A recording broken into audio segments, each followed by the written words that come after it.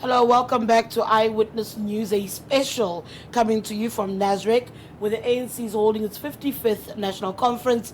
As I said earlier, we saw the top 7 being announced earlier. From my understanding, you'll now have additional members being nominated, and then again, they'll go back into that voting process. And at some point, I don't think tomorrow morning, I don't think tomorrow afternoon, we'll hear of the new NEC that'll take the party forward. Remember, I said the NEC is the National Executive Committee of the ANC and works as the highest decision-making body in between conferences. However, this process right now that we're observing is sacred. This is where the shots are called and determination is made about what the party should be doing and what the way forward is. I am getting reaction from different political players. One of the people who's joining me now in our studio, Eyewitness News Studio here at Nasrec, is Ronald Lamola. Ronald Lamola, if you remember, was on the ballot for Deputy President. Just want to bring him in now. Ronald, thank you for joining us.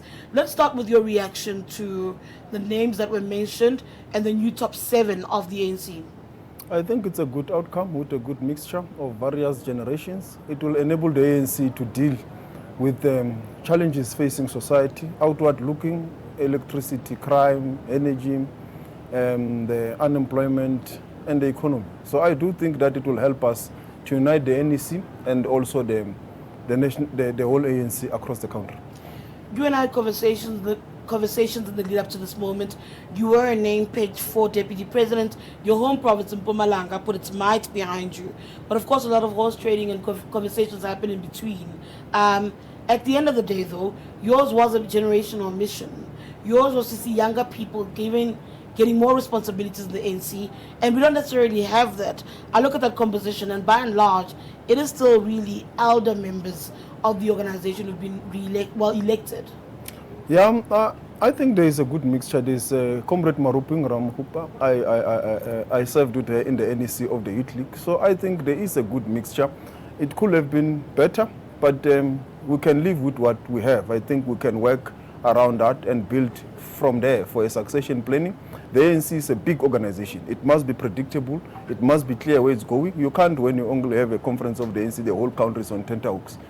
It must be predictable. We must know where it's going. So I think a conference will discuss the renewal commission. It will help us to then take the matter further of the succession planning. But from my side, I think I will have inspired many other young people across the country for in future, and I've paved the way. A Mail and Guardian article, I'm sure they've been asked about the Mail and Guardian article as well, spoke about a conversation you had with the president.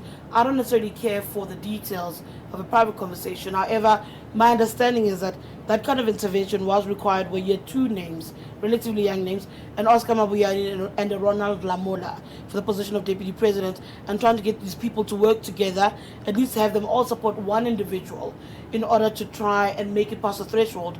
And when I look at the margins, if either of you had given each other the support, you would have actually ended up as Deputy President. What is your sense of how that was navigated? I almost read it as egos probably clashed and you couldn't give each other way.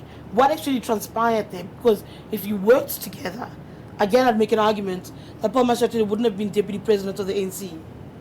Yeah, obviously, I can't divulge my conversation with the president, but there have been a lot of horse trading discussions in the conference, and it's a give and throw, and discussions happened, and unfortunately, the ballot had to stand as it is. So that's what we have. And for me, I think we at least were still able to find each other on the rest of the top 7, which augurs well for the organization. But it was important that a principle is made so that young people here in South Africa must know that this ANC belongs to them. They can participate, they can do anything, leadership or any role that they can want to play. So for the first time in the history of this organization, we ourselves, post-democracy, a younger person like myself could contest for that position, Maruping and so forth. So I think this was a good conference. Those who are pointing the finger at you saying you're selfish, are they unfair to you? Yeah, they are very much unfair to say that, because you will have to say why am I selfish. Particularly if I'm on the ballot, you will have to convince me why I must not stand. And if the argument and the political positions that is being put on the table, I will agree and move with it, because the broader perspective is what must benefit.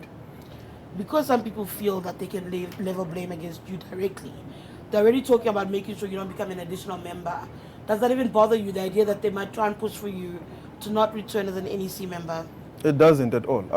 I'm prepared for any consequences for this, so it doesn't bother me. I think delegates will have to exercise their right without any fear or favor. It's up to them what they decide. And you and I have had this conversation, because I always go back to 2015, where whatever happens, happens, and you deal with it as it happens. Let's speak about the commissions. Which ones have you participated in? What are you focused on? What is it that you're eager and hoping to hear come out from some of the deliberations that ANC members are having?